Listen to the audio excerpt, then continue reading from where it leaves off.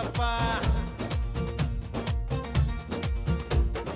ನಮ್ ಪಾಡಿಗೆ ಹೊಂಟಿದ್ದಿ ಹೆಣ್ಮಕ್ಳು ಸಿಕ್ರಪ್ಪ. ನಾವು ದಾರಿ ತಪ್ಪೋದಕ್ಕೆ ಫೇಮಸ್ಸು, ಯಾಕೆ ಅಡ್ಡ ಸಿಗ್ತಾರೋ ಈ ಲೇಡೀಸು.